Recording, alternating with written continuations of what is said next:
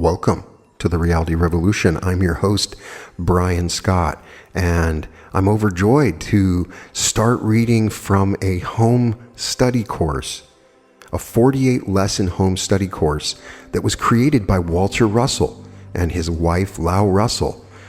If you get a chance, you have to listen to my episode, The Secret of Light, which is a book.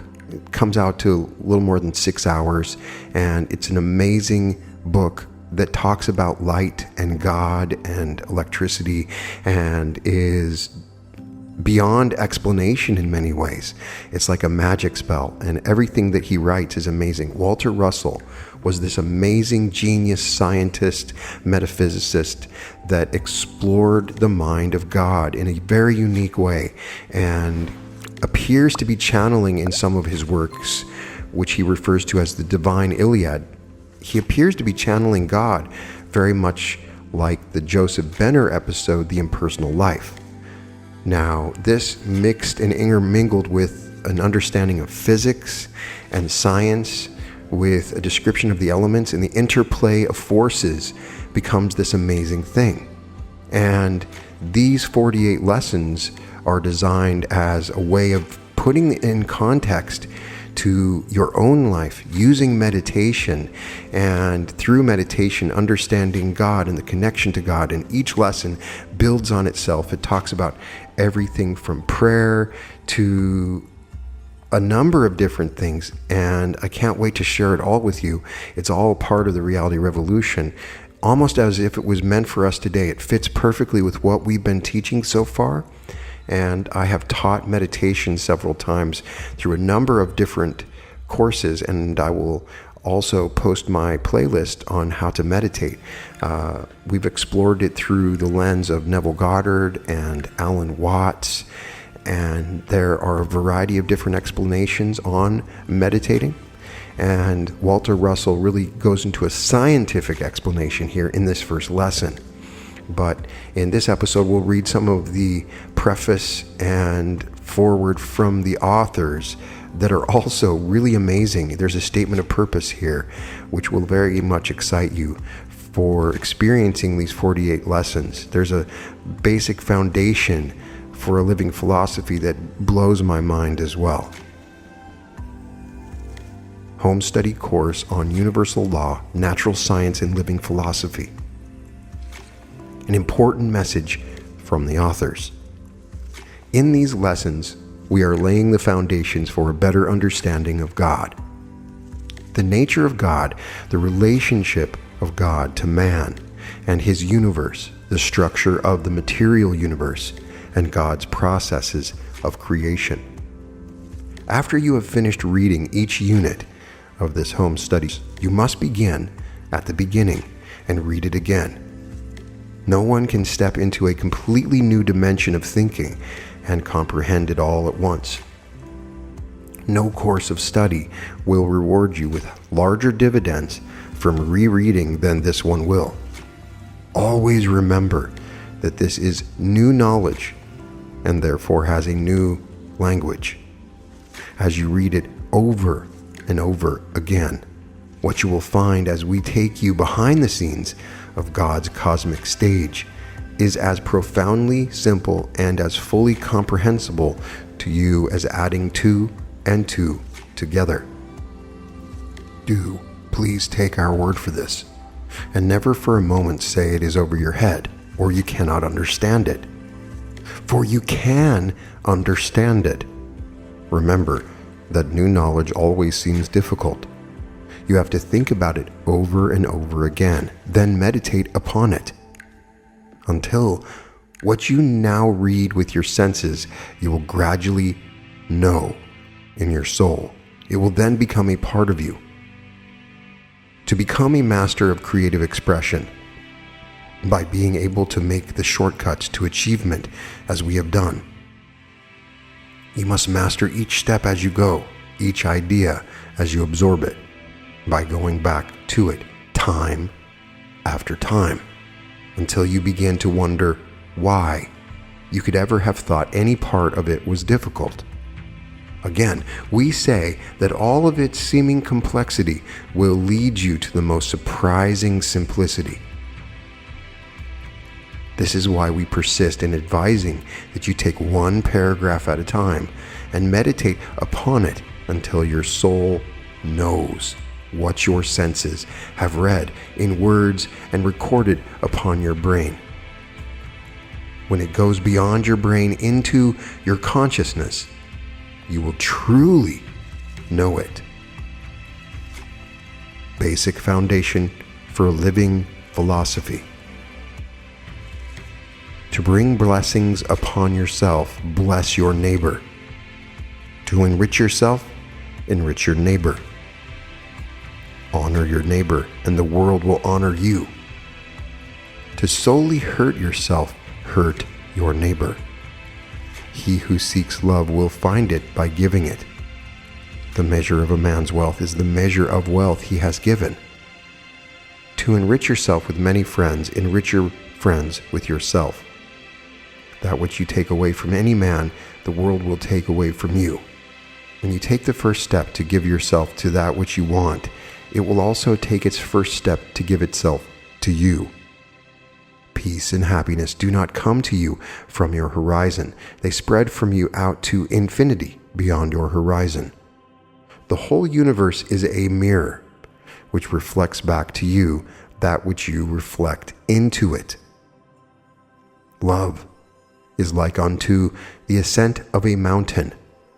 It comes ever nearer to you as you go ever nearer to it. God's great gifts to man are life and that which man calls death. God's universe is based upon the love which he gives to his universal body as life, and the love that his universal body re-gives to him as death or eternal reborning as life. This new way of life is based upon the balanced perfection and normalcy of the love principle of nature, which never takes but gives for the purpose of equally re-giving that which has been given. Life is the great gift of love which our Father Mother has given to all creation. And death is the great gift of love which all creation re-gives to our Father Mother for eternally resurrecting all creation into equally balanced and divided two-way life sequences forever and ever. Statement of purpose. The purpose of life is to reach the topmost pinnacle of human unfoldment. That topmost pinnacle, beyond which no man can go, is the illumination into cosmic consciousness and Christ consciousness. During all history, there have been not more than 40 humans who have acquired cosmic consciousness, and only one who has attained Christ consciousness. The purpose of these lessons is to help every seeker by illumining the path to that supreme goal, so that he can gradually become aware of his own immortal divine self. The divine spark of that light lies dormant in every human being. As long as that light does lie dormant, one is aware only of one's mortal body, which lives and dies and has physical desires one is forever satisfying. That awareness of physical existence lasts for many centuries. After primitive man emerges from the jungle and before the dawn of his consciousness begins to awaken a slight awareness of the light of his divine power. During that period, he is dominated by his body desires to such an extent that he thinks and believes that his body is his self. Out of millions of sensually dominated humans, however, one of them awakens that unquenchable divine spark which all inherits from God, and becomes an extraordinary human being with extraordinary knowledge and power. We call such extraordinary men geniuses. Genius is the first step away from the purely physical human toward the spiritual mind goal. Every genius has begun to develop God awareness in him and knows that he is mind and not body. All body-dominated human beings think outwardly through their senses. They can hear sounds with the ears of their bodies. They can see objects with physical eyes and record the memories of such sensations upon their brains. Every genius thinks inwardly toward his mind instead of outwardly toward his senses. The genius can hear sounds coming out of the silence with his inner ears. He can vision non-existent forms with his inner eye. And he can feel the rhythms of God's thinking and his knowing, which are a blank slate to the man who believes that he is his body. When a human rises to the exalted state of genius, he becomes a co-creator with God. The beginning of creative expression in man is the first evidence of the unfolding light of his genius, for no man who is purely sense-controlled can create. He can remember and repeat the records which he has imprinted upon his physical brain, but his brain has no knowledge. Therefore, he cannot create. Man can create only with his mind, and the brain is not the mind. The brain is merely the seat of sensation and the electric recorder of sensation. Humans must think outwardly through the senses in order to live and function in a sense-objective universe. But the genius who thinks inwardly toward the light of his self can vision or imagine that which spiritually exists, and can then think outwardly through his senses and cause his mentally visional image to exist physically. That is what creation is and what the genius creator does. Our first step with you is to teach you how to transform your thinking so that the genius in you will gradually appear and intensify to that high state which transforms you into the next stage of spiritual unfolding. A few great geniuses have given the world its culture in all of the arts, and the great immortals among them are the few whose works will endure as long as history endures. There have been many, however, whose works have raised the standard of world culture even though they do not stand out as being supreme in the light of their own immortality. The journey of life is long, and one must know many reincarnations to arrive at his destination in the light of all knowing.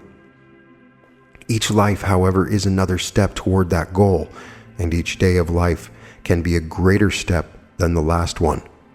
When we arise from each period of sleep with a wholly regenerated body, the seed of all that has transpired in our lives unfolds within the new cycle of life to bring us still closer to the door of the immortal light. Each step upward toward that light is a glorious one, for it becomes ever nearer and is worth the effort of its attainment, while each step the other way toward the dark is ignominious and fraught with cosmic frustration, which may take many lives to overcome. Hence it is that you must go forward to attain that glory. And these lessons are for the purpose of giving you the knowledge which will make it possible for you to go forward toward the light to any extent that you desire without limitation, for man's limitations are set by himself. Cosmic knowledge can be given to others who desire to attain it only by those who have attained it. God has given that rarest of all gifts to both of us for the purpose of regenerating this decadent age by bringing the cosmic age into existence through those higher beings of earth who are ready for such knowledge. Of these, there are an increasing number who are reaching toward the light to become the seed for world regeneration, as the masses of mankind sink lower and lower toward the dark, which they are making for themselves.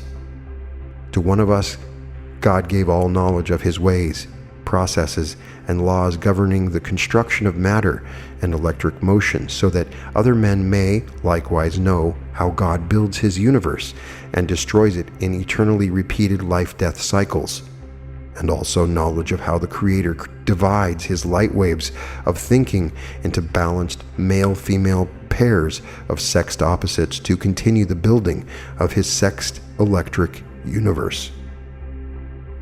To the other one, God gave all knowledge of the way of life which controls man's unfolding toward the light of his immortality, in order that the coming cosmic age could have a balanced living philosophy which conforms with God's ways, processes, and laws.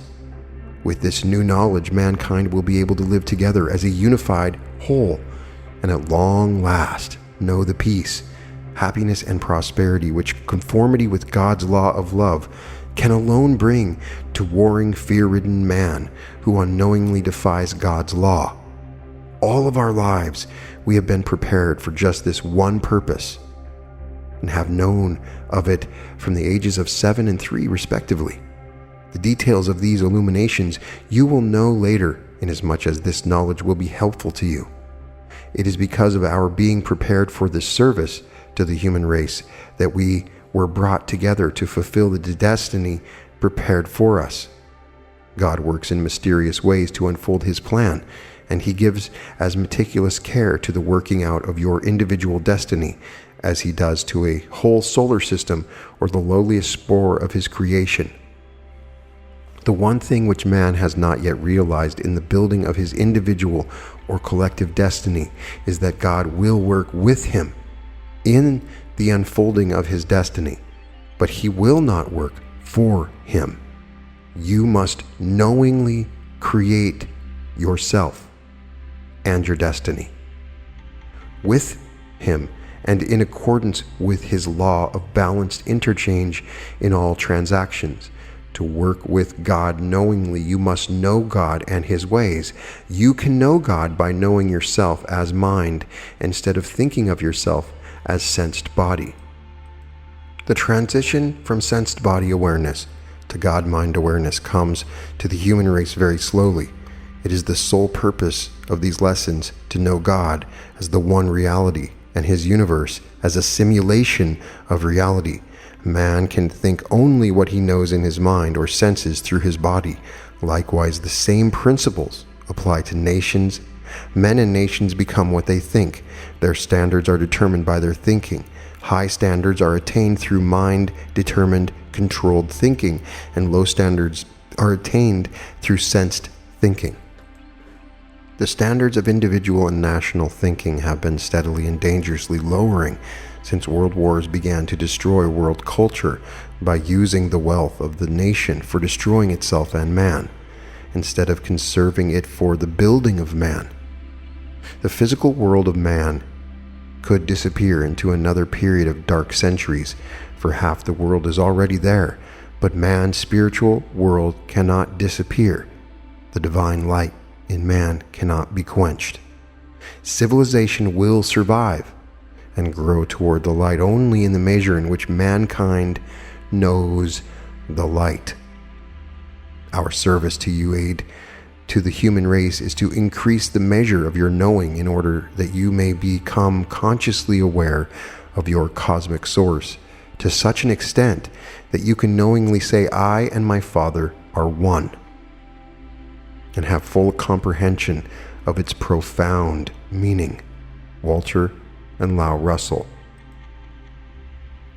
Note: such terms as electricity and magnetism, which are used throughout this course, are used because they are the accepted terminology of today. It must be understood, however, that they are used for your better understanding only. The terminology for the New Age science and philosophy which the authors of this course are preparing makes use of other terms appropriate to their concepts, but the use of them here would confuse the student at this stage. Universal Law, Natural Science and Living Philosophy by Walter and Lau Russell. Lesson number 1. Meditation, scientifically explained. Meditation is the most important of all functions of human life which advance human progress.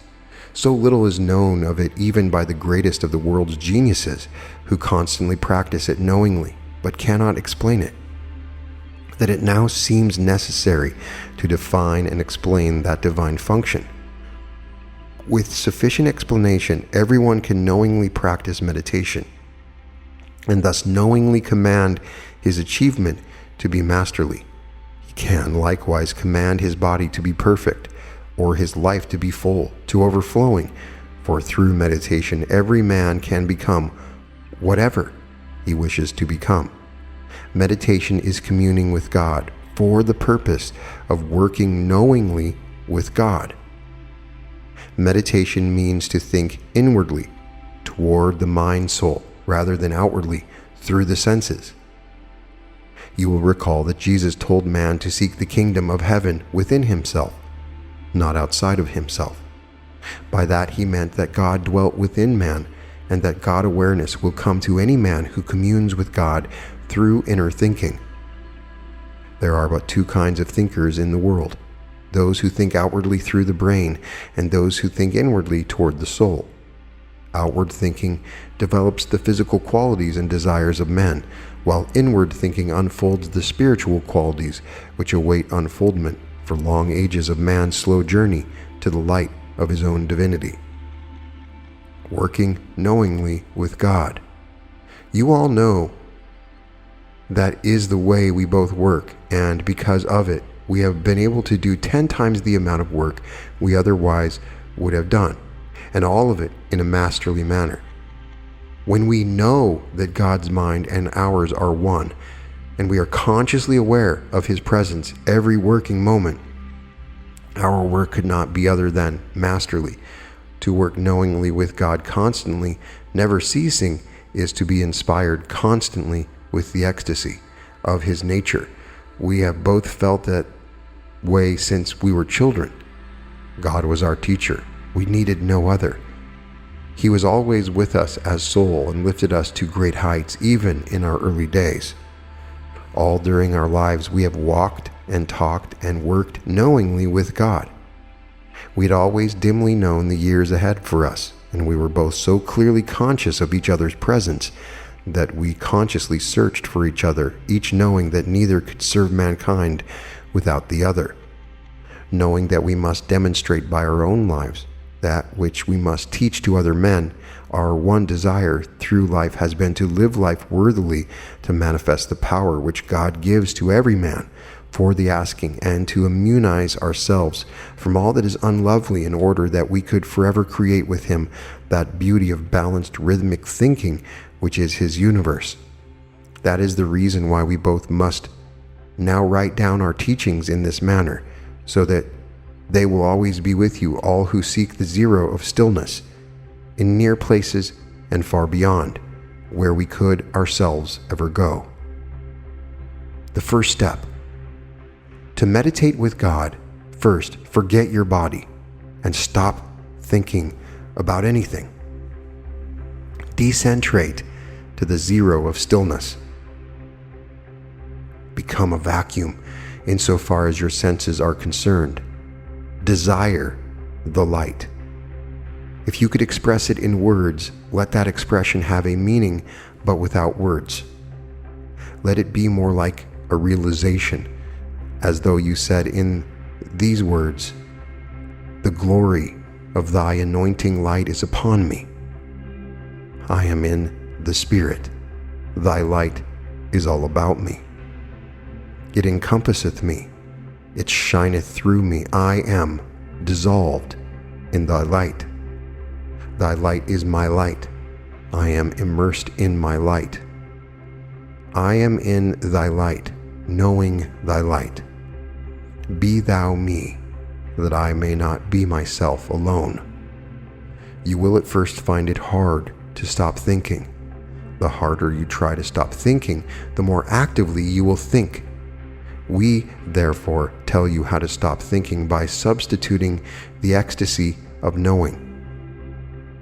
First, then, fill your whole soul with desire for that ecstasy, which is the perpetual state of the God mind, Remember that ecstasy is that perpetual, universal state of the Creator's mind, and desire that it shall become your state of mind. You will first feel a growing state of inner joyousness, which comes from the peace and stillness of complete bodily relaxation. That state of inner joyousness will gradually become a permanent characteristic of your nature, and you will then find it as impossible for you to express such unbalanced emotions as fear, anger, discouragement, inferiority, envy, or jealousy as it would be for God to have such emotions. As that state of inner joyousness comes to you, all of your physical and mental ailments will be driven out of you, for all of them are the result of unbalanced emotional thinking, which develops toxins in your body and mental disturbances in your mind. The utter relaxation from all mental and physical strains, which comes from stopping your thinking and replacing it with desire for just one thing, inner joyousness, will immediately begin to cure of any body ailment or mental disturbance. To strongly develop this mental state, which leads to the godly ecstatic state, is to insulate your body and mind from any ailment whatsoever which you yourself caused, and to protect you from infection from outer sources. Secondly, after acquiring the mental state of inner joyousness or ecstasy, formulate a desire for a specific thing, the problem of life which now faces you, or a concept which you wish to create.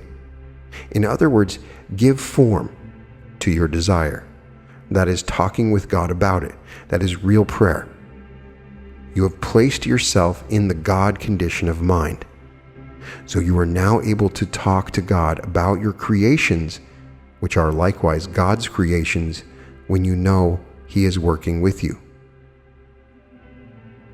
Meditation defined.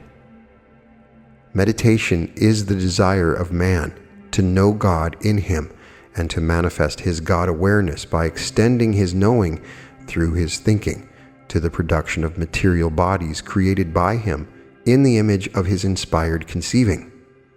We might put it more simply by saying that meditation is a desire to be alone with God, to talk with him.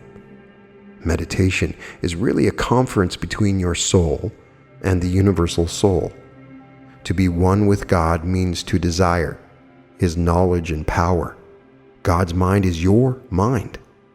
Hence, you have all knowledge and power that God has to the extent of your awareness of God in you and the measure of your comprehension of your unity with him. If God's knowledge is asleep in you, it must be awakened in order that you may be aware of it. When you are aware of it, you can use it in the measure of your ability to comprehend it. The entirety of universal law works with you at your command, to the extent of your awareness and understanding, and to the extent only you may use universal power to think your knowing into material forms. Your knowing is your mind self. Your mind self is you, the eternal being. Your self is not your body, nor is your knowing in your brain, but your knowing controls your body and your brain as their absolute master.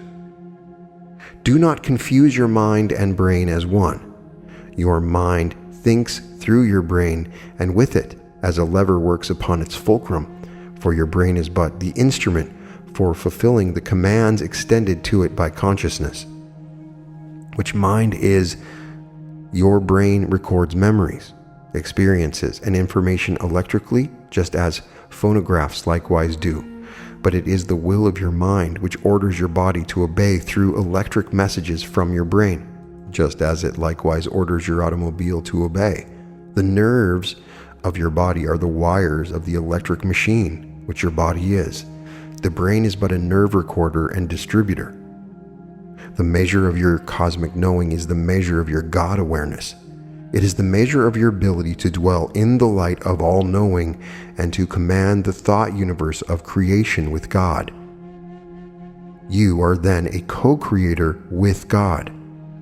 Thinking what you know into imagined forms is expressing your eternal self in the invisible universe of mind. Giving formed bodies to imagined thought forms by following up your thoughts with actions is expressing your eternal self in the visible universe of matter.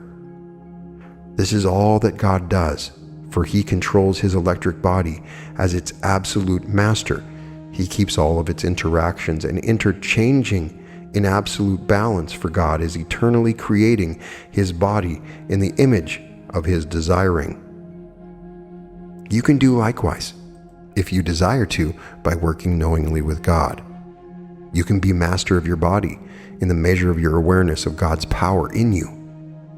You must remain in balance instead of continually unbalancing your thoughts and body action in divers ways from morn until night and from night until morn. Tensions and strains, fears and worryings, and various emotions destroy your body by the accumulation of toxins.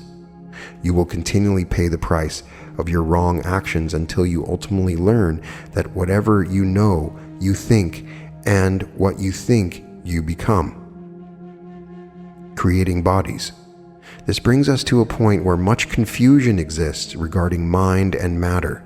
We must make this relationship so clear that the confusion will dissolve in your understanding. Mind is spiritual and constitutes the invisible universe of cause. Matter is physical and constitutes the visible universe of effect. God's mind has but one idea. That idea is creation as a whole. God has but one desire. That desire is to give creative expression to His one whole idea. God expresses His desire dynamically by thinking and imagining. God is the universal soul. God's thinking and imagining create a body to manifest His soul. That body is the light wave universe as a whole. It is God's one idea divided by His thinking and imagining into countless millions of units of ideas, each having a different formed body, but all manifesting the one by being extensions of each other.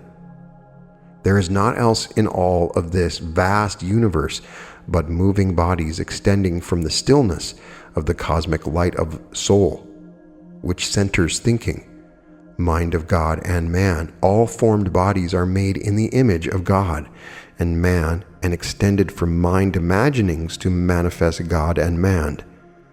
How simple it really is when you think of it that way. Creator and creation being just mind-imagined forms, dynamically extended into light spectrum formed bodies fashioned in the images of their imaginers.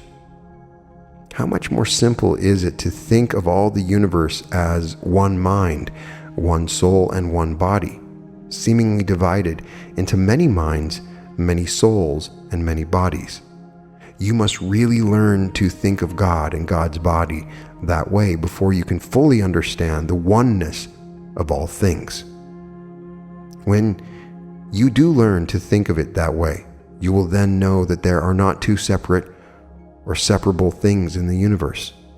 Likewise, you will fully understand that you are the center of the universe, for all things in it extend from you, and all things are extensions of each other and of the one. Therefore, all things center all things, and each is the center of the entire universe.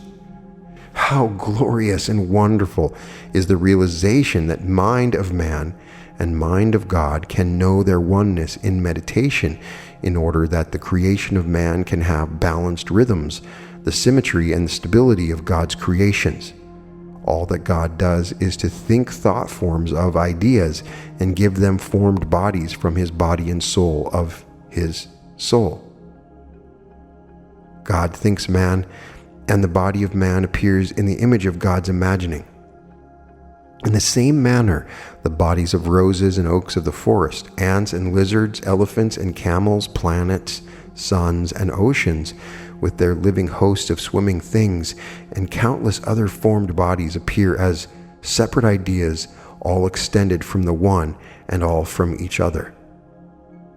And that is all that man does. He also thinks thought forms of ideas and gives them formed bodies from the universal body and soul from the universal soul. The engineer conceives the image of a bridge, and the formed body of the bridge appears in the image of the engineer's imagining. Likewise, the musician thinks music in the silence of his imagining, and behold, the formed body of the music appears in sound extending from the silence. And so are you and all men, thinking imaged forms of multiple things and giving them formed bodies in the image of your imaginings. Awaken your own genius. Whatever the greatest genius in the world can do, you can also do. You have the same inheritance that he has. The only reason you have not given evidence of it is because you have not yet been aware of it. In other words, you have not yet discovered yourself. That divine spark of genius which is a flame in him is dim in you. You can illumine yourself by inspiration and deep meditation. The greatest miracle that can happen to you is that wonderful discovery of yourself. The divine power which lies within yourself and the awakening of unlimited knowledge which you unknowingly now have. One of the reasons you have not yet made that marvelous discovery is because meditation is still new to the Western races. It is slowly being discovered by men, one by one, as each one begins to hear that inner voice of the Spirit, which is forever calling within the souls of all men. When you are too busy with material things to have time to listen to that voice, you become chained to emotions of your body and to the demands of material things. You are enslaved by them. The moment you begin to listen to your inner voice, that moment you become freed from slavery to the body. The high heavens of God's omnipotent and omniscient universe then become your dwelling place. Meditation began when thinking began at the dawn of consciousness in the human race. That was but a few thousand years ago. Until that time, men were ruled by their senses and their instincts. As soon as humans began to think and know, they began to suspect a superior being. Worship then began, sun worship, idol worship, and finally the inner voice of thinking man led him to the spiritual idea of many gods, then to one God. Through the centuries of meditation or communion between the physical senses of men and their spiritual inspiration, the genius of some unfolded beyond others.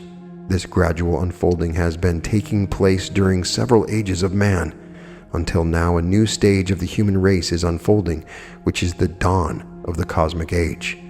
The great masses of mankind are not yet ready for cosmic knowing, but many thousands are ready for this new knowledge of the invisible universe of thinking mind. It may be that there are even a few million who are ready to become the seed of the new race of cosmic man. The test for ascertaining the average number of those who are ready for this higher step upward in the unfolding of the man idea is not a religious one, it is a cultural one. In New York City, for instance, about 25,000 out of 8 million people seek the higher inspirational rhythmic creations of the world's great geniuses who interpret the heartbeat of nature for the souls of men.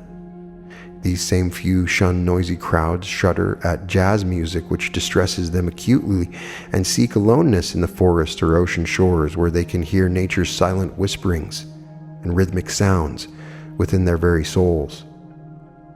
To the rest of the 8 million, these silent whisperings of nature have no meaning whatsoever other than boredom.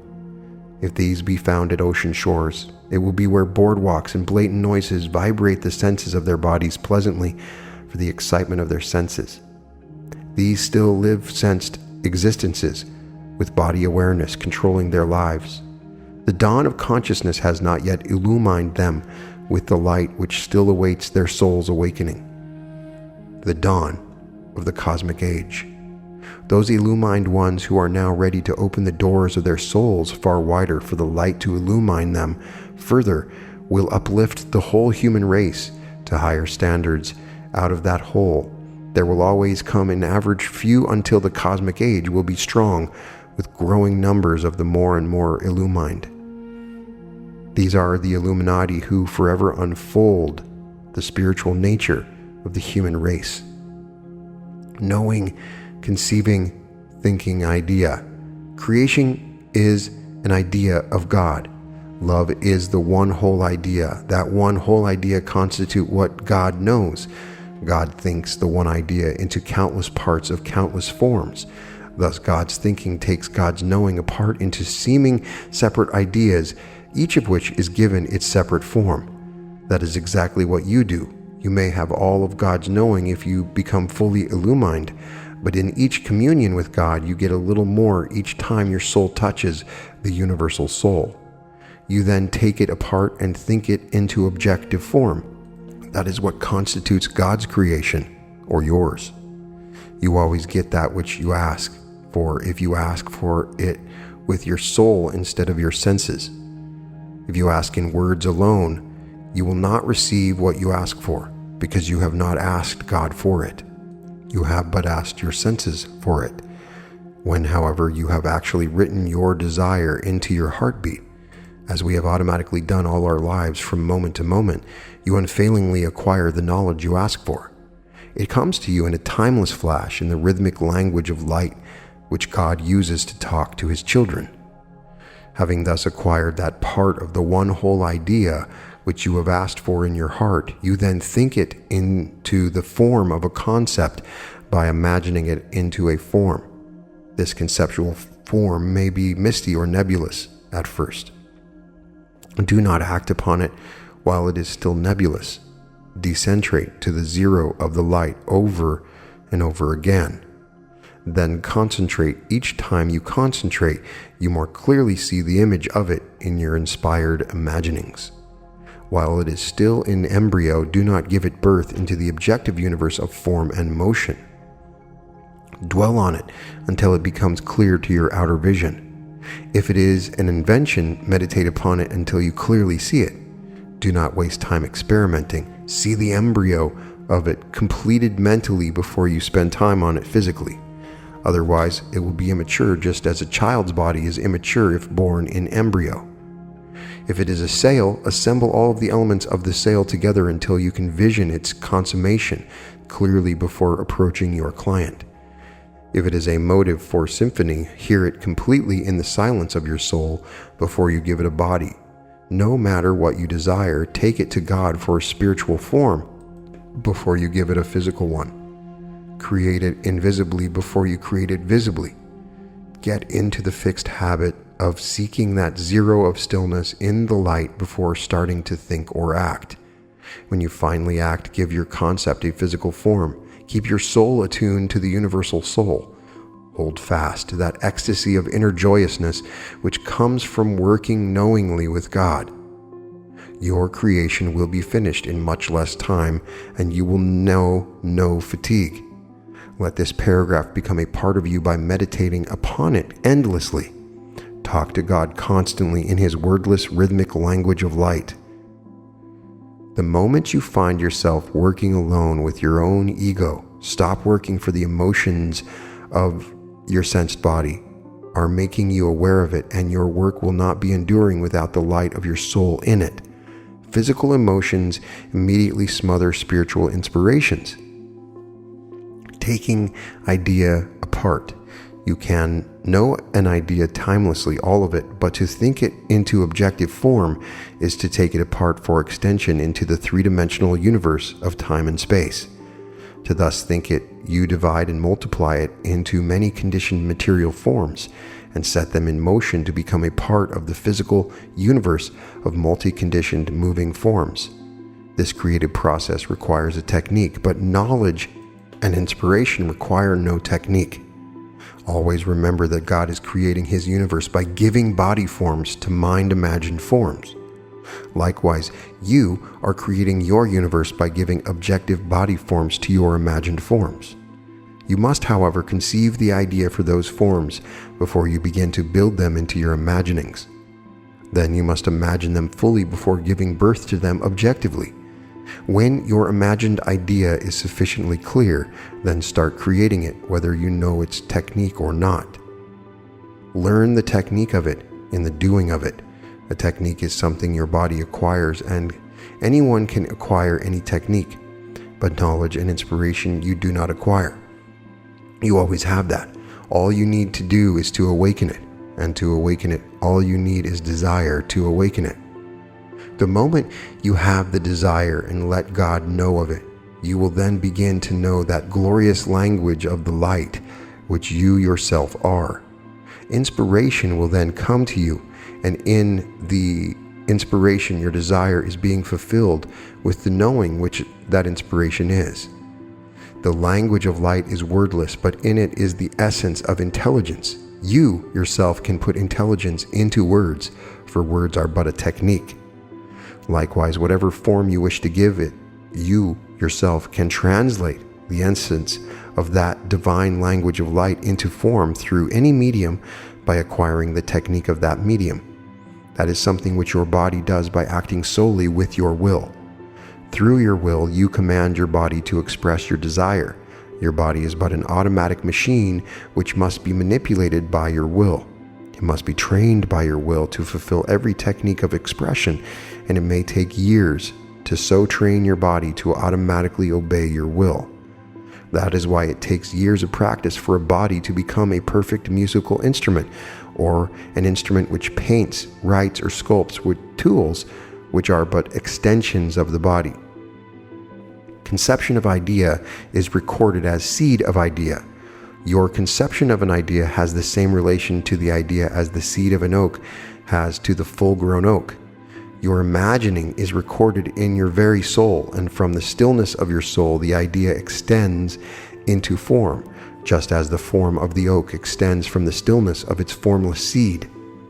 The inner joyousness of conceiving an idea and imagining its form and purpose is as uplifting as the created extensions of it are, and it is purposeful even if it but uplifts you alone.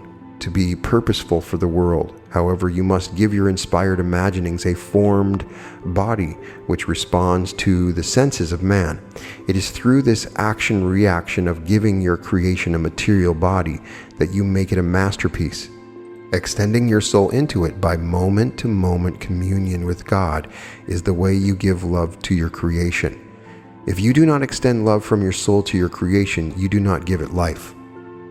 Not having life or love given to it, it cannot re-give life or love to inspire others. It is already dead and soon will be buried in the trash basket of dead things. A masterpiece of any product whatsoever is that to which the life and love of the Creator's soul has been extended to it through your soul for re-extension to other men by re-inspiring them with your immortality. Above all, remember moment by moment that your body is an extension of you. If you give it love, it will re-give love. If you make it of it a surly, grievous, unbalanced thing, it will extend to others what you extend to it. Stop right here and give deep thought to this idea. Then come back to it often and give more and more thought to it until you become meticulously careful as to what thoughts you are going to allow passing through your body, lest you make your body ill and driving others away from you by your repellent thoughts and repellent body. The glory of the unseen and unheard. This is an indescribable glory. All along the road which leads from your active thinking to the stillness of deep meditation. If you cannot actually go to the forest or sea, the better to commune with God, go there in your imagination. If some problem demands your thoughts, let the imagined tones of the sea drown them out. If you imagine the sea and hear the rhythms of its waves pounding upon the shores as echoes of the heartbeat of the universe resounding within you, or if you hear the breezes whispering in the pines with your inner ears, the glory of that ecstasy will soon drown out dross thoughts of the earth. Meditation transports you from the world of sensing the motion of things materially to imagining them cosmically. It transports you from the world of blatant sounds which sear the senses to the world of rhythmic silences, which is without body, to the world of the soul and the seed of things unborn which await their birth through you, The world of your imaginings is your escape from emotions, with its tensions and nervous strain, to the ecstasy of your soul's high heaven. It is the cosmic way of restoring balance. Earth music is melodic and chains you to the earth. The music of the spheres, which you hear with inner ears, is deeply tonal, not melodic. The rhythms and tones of nature's music, which sing its octaves in the language of light, have always been within them, the pulsing rhythms of the universal heartbeat. Always the 1-2, 1-2 pulsing of the father-mother heartbeat of reborning forms of things, which manifest the father-mother pulsing rhythms of the soul's high heavens. Always, in your deep meditation, the music of the silences, from which sounds of earth spring, is like unto the aftermath of the great symphonies by cosmic masters, which have refolded from sounds of earth that your ears have heard into your very soul, which still hears them in the pulse beat of your imagining. Never will you hear the 1-2-3 of waltz rhythm in the soul's high heavens, for that syncopation brings you quickly back to earth and to awareness of your body emotions and its senses. That 1-2-3 rhythm makes you want to dance, and that is good, for it gives physical happiness to those whose desires are so deeply rooted to the senses of earth that their deep appeal is the deeper syncopation of jazz. The silences of the high heavens are but a deep void, and as though they were not, jazz music splits the rhythms of nature into such unbalanced rhythms that he who listens severs his soul from the universal soul. Even of such a one, it may not be said that he is without soul. It may be said of him only that the light of his soul is dimmed or sleeping, and he himself can awaken it if he but listens long enough and often enough to the rhythms of the soul's high heavens to awaken recognition of the light which is within all men. The story is told that Diamond Jim Brady thus awakened his sleeping inner self quite accidentally. He bought an automatic piano and many jazz and foxtrot records for his worldly friends, and ordered many classic records for his highbrow friends, or whom he had many.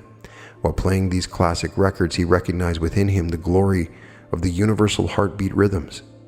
It is said that he listened to those records alone for hours until he became completely transformed culturally. We are in no way suggesting to you that you should not listen to the music which excites your body emotions, for they are good when properly divided between rhythms of earth and rhythms of heaven, such as the 1-2-3 of the rhythmic waltz. We need to live gloriously on earth as well as in the high heavens, but to live the rhythms of earth alone is to be but clay of earth, chained to earth as slave of earth, never soaring into the high heavens of the light of immortality. Mortality is a prison cell from which you can escape only upon the wings of your immortality. And that concludes Lesson 1 of the Home Study course written by Walter and Lau Russell on Universal Law, Natural Science, and Living Philosophy, Meditation Scientifically Explained. Walter Russell has a Shakespearean way of writing. You can pull beautiful lines out of this. I found myself copying and pasting stuff in the middle of reading this and posting it because some of the paragraphs in here are so profound. You find yourself stopping and looking back. And this is a beautiful description of meditation. It really is. Relaxing the body, going into the vacuum, to the void, to the still point. And then from there, you begin to create. You move into the light. At the beginning, you desire the light, and you go beyond words of it, and you find the glory of that light, and you stop thinking, and you actively stop thinking, and you go into this ecstasy of knowing. You feel your whole desire, and there's just something wonderful about this. I will definitely create meditations around this first lesson, this idea for inner joyousness. And seeking it and desiring it, just focusing on that inner joyousness, it begins to cure your body of any ailment or mental disturbance. And I really love the meditation definition that he gives, that meditation is a conference between your soul and the universal soul. It is the desire of man to know God in him and to manifest his God awareness by extending his knowing through his thinking to the production of material bodies created by him and in the image of his inspired conceiving. It really does feel like, as Walter and Lau Russell explain in the early prelude to this, that they came together for a reason. They both filled in a perfect half. It's like they're twin flames or something. You can definitely feel like this was written by one person, and you can see both voices flowing through this. And it is very beautiful and powerful teaching on meditation and an understanding of the soul and the mind and the difference between your brain and your mind. These are important discussions. And so it's a great starting point. It's very exciting as we go further. We've learned in the book, The Secret of Light, this idea of light. The thing I was left with after reading that book was, how do I apply this? The Secret of Light is a beautiful book. It feels like a magical spell, but it's an example of how light works. But I just had this yearning, like, how can I apply this and actually use these concepts to create my reality? Well, this is how he did it, and he describes it in this book, and I really enjoyed reading it, and it was a lot of fun, and can't wait to read more of it. I think this really goes deep on a lot of different levels, and there's so many different lessons from this. So keep an eye out for future lessons from Walter and Lau Russell, and I'd love to get your comments and what you think, and if you're cool with me continuing going through some of these lessons, because oftentimes when I do lessons, less and less people watch them as we go along. And so if it's popular, then I'll continue to doing it, but I really enjoy reading it. And so I'd love to know what you think about meditation in the way that Walter Russell describes it. All episodes of The Reality Revolution can be found at therealityrevolution.com. And welcome to The Reality Revolution.